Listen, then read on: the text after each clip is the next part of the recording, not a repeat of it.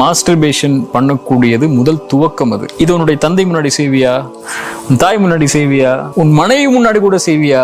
Phone கையில இருக்கு, mobile கையில இருக்கு, லேப்டாப் கையில இருக்கு, எல்லாமே கையில இருக்கு, எல்லா வசதியும் இருக்கு. ஒரு சின்ன ஒரு ஈர்ப்பு ஏற்பட்டா கூட அவனுக்கு அந்த எண்ணங்கள் வர ஆரம்பிச்சிடும். அது நோயாயிரும், அடிக்ட் ஆயிரும். சில கேஸ்களை சொல்றேன். ஒரு ஆண் வந்து சொன்னாரு, எனக்கு இன்னொரு ஆண் மேலதான் ஈர்ப்பு வருதுன்னு சொல்லி. ஒரு பெண் வந்து சொல்றாங்க, என் கணவருக்கு இன்னொரு ஆணோட சேர்றதுதான் விருப்பமா இருக்கு, என்னோட சேர்றது விருப்பமா இல்ல.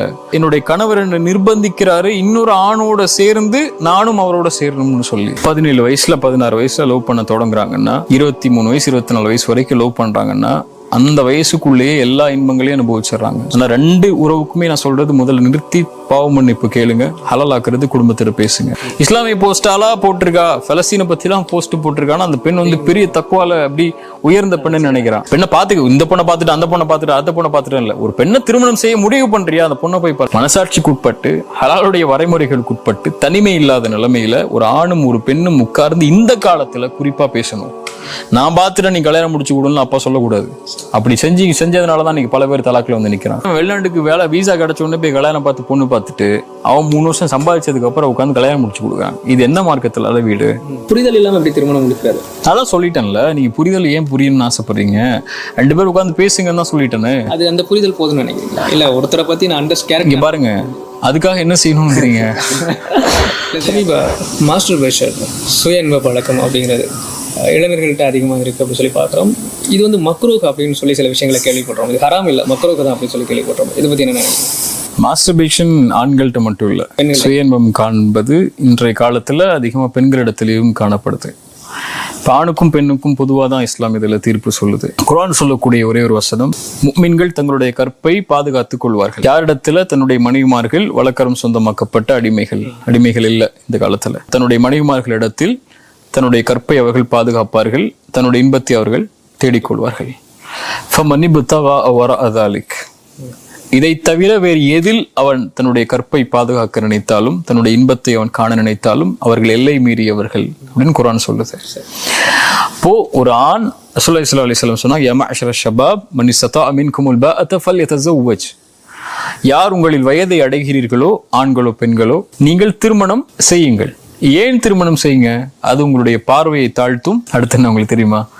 கற்பை பாதுகாக்கும். அப்படி உங்களுக்கு இயலவில்லை என்றால் என்ன செய்யுங்க? நாங்கள் அல்லாஹ்வுடைய தூதர் தப்பான காரியத்தை செஞ்சு உங்களுடைய தேவைகளை தீர்த்து கொள்ளுங்கன்னு சொல்லல, நோன்பு வைங்கன்னாங்க. அது உங்களை பாதுகாக்கும் என்று அல்லாஹ்வுடைய தூதர் ஸல்லல்லாஹு அலைஹி வஸல்லம் சொன்னாங்க. இப்போ திருமணம் தான் இறைவன் கொடுத்த இயற்கையான இன்பத்தை தீர்ப்பதற்கு ஒரு ஆணுக்கும் ஒரு பெண்ணுக்கும் மார்க்கம் கொடுத்த வரைமுறை. சரியா? இந்த வரைமுறையை மீறி யார் எதை செய்தாலும் அது வந்து அல்லாஹ்வுடைய மார்க்கத்துல எல்லை மீறியதாகத்தான் கருதப்படும். இது மக்ரூஹா, இது ஹராமா அப்படின்னு கேட்டீங்கன்னா, பெரும்பான்மையான அறிஞர்கள், மார்க்கத்தில் இமாம் ஷாஃபி ரஹ்மஹுல்லா அல்லது இந்த காலத்துல வந்த ஷேக் இப்னு பாஸ், இது போன்ற பெரும்பான்மையான அறிஞர்கள் இடத்துல இந்த செயல், சுய இன்பம் காணக்கூடிய இந்த செயல் ஹராம். சில அறிஞர்கள், ஷேக் அஹ்மத், இமாம் ஷௌகானி, இது போன்று சில அறிஞர்கள் இதை வந்து ஹராம் இல்லை அப்படிங்கிற நிலைமைக்கு கொண்டு வராங்க. ஆனால் மார்க்க ஆதாரங்களின் அடிப்படையில, குர்ஆனுடைய வசனங்களின் அடிப்படையில பெரும்பான்மை அறிஞர்களுடைய கருத்து ஹராம் என்ற நிலைப்பாட்டில் இருக்கிறது. ஏற்றமானதா? அறிஞர்கள் அடிப்படையில தெளிவாகுது. ஏன் இது ஏற்றமான தெளிவாகுதுன்னா, மாஸ்டர்பேஷன் பண்ணக்கூடியது முதல் துவக்கம். அது ஒரு தவறான செயலுக்கு. மாஸ்டர்பேஷன் பண்ணக்கூடியவனுடைய எண்ணம் என்னவா இருக்கும்? அது யார் மேலையா இருக்கும்? அந்த கற்பனை எதை அடிப்படையா கொண்டு இருக்கும்? அங்க கேள்விகள் இருக்கு. எண்ணம் இல்லாம இந்த செயல்பாடை செய்ய முடியாது. அந்த எண்ணத்தை யார் மேல வைப்பான்? ஹராமான உறவு மேலதான் வைப்பான். எதை பார்த்து வைப்பான்? ஹராமான காட்சியை பார்த்தா வைப்பான். அந்த ஹராமான காட்சியை பார்க்க துவங்குறவன் எப்படி ஒரு பெண்ணை கற்பனை செய்வான்? தவறான எண்ணத்துல நிர்வாணமாகத்தான் கற்பனை செய்வான், அல்லது ஈர்ப்பாகத்தான் கற்பனை செய்வான். அப்ப அதை கற்பனை செய்யறது கூடுமா? அனுமதிக்கப்படாத பெண் அப்படி பாக்குறது கூடுமா? அனுமதிக்கப்படாத பெண்ணை நினைக்கிறது கூடுமா? அதே மாதிரி ஒரு பெண் அனுமதிக்கப்படாத ஆணை நினைக்கிறதோ, அனுமதிக்கப்படாத பெண் நினைக்கிறதோ, ஆணை நினைக்கிறதோ, அல்லது தவறான காட்சிகளை பார்க்கிறதோ கூடுமா? கூடாது. இப்ப இந்த செயலோடு இணைந்த எல்லாமே ஹராம் தான். இது உன்னுடைய தந்தை முன்னாடி செய்வியா, உன் தாய் முன்னாடி செய்வியா, உன் மனைவி முன்னாடி கூட செய்வியா? செய்ய மாட்ட. ஏன் செய்ய மாட்ட? இது ஒரு அருவக்கத்தக்க தவறான காரியம்னு உன் மனசுல எண்ணம் இருக்கு. இப்ப எப்படி அதை மார்க்கம் அனுமதிக்கும்? சயின்ஸ் அடிப்படையில் இது நல்லதா கெட்டதாங்கிற பேச்சுக்கெல்லாம் நம்ம இங்க போக வேண்டிய அளவீடே இல்லை. உனக்கு வயதை கடந்தால் திருமணம் செய்யதான் மார்க்கம் சொல்லுது.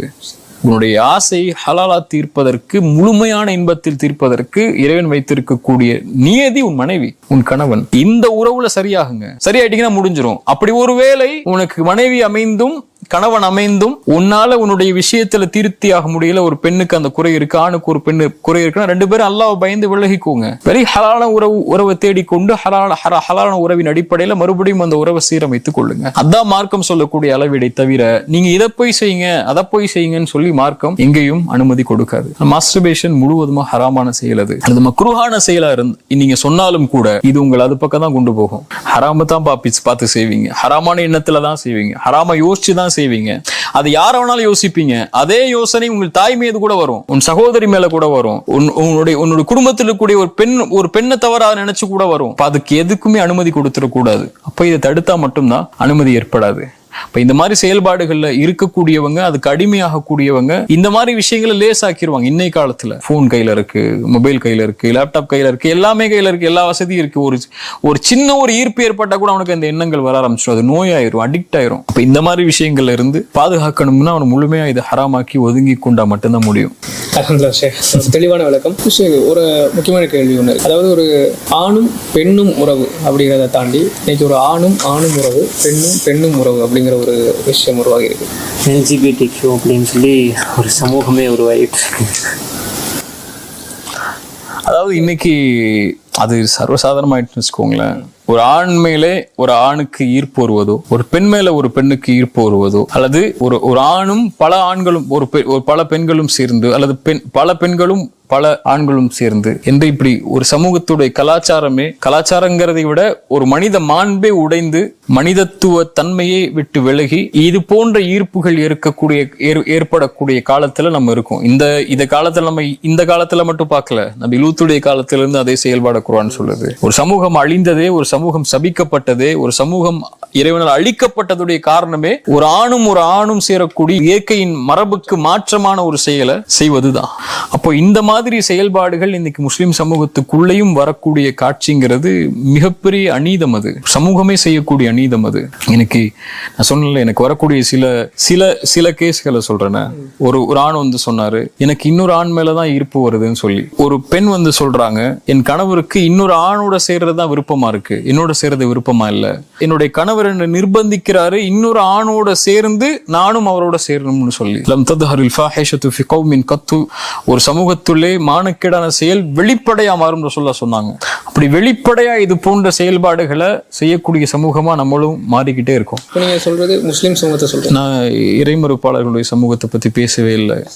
இறை நம்பிக்கை கொண்டு இது போன்ற செயல்பாடுகளை பெரிய பாவம் என்று கருதக்கூடிய, சபிக்கப்படக்கூடிய, அழிக்கப்படக்கூடிய, இறைவனுடைய பார்வையிலிருந்து தூரமாக்கக்கூடிய, சொர்க்கத்தை அவனிடத்திலிருந்து தூரமாக்கக்கூடிய காரியம்னு நம்பக்கூடிய ஒரு முஸ்லிம் சமூகத்தின் மத்தியில ஒரு ஆணும் திருமணம் செய்யறதோ, ஒரு பெண்ணும் திருமணம் செய்யறதோ, அது வெளிப்படையா பகிரங்கமா வந்து நான் எங்களுடைய சுதந்திரம், எங்களுடைய உரிமைன்னு சொல்லக்கூடிய அளவுக்கு உள்ள காட்சிகளோ இன்னைக்கு அதிகமாகிறத பாக்குறோம். அதை எதிர்க்கக்கூடிய முறையிலையும், அதை சொல்லி புரிய வைக்கக்கூடிய முறையிலையும் நீதம், கண்ணியம், ஒழுக்கம் இதெல்லாம் பேணப்படணும்.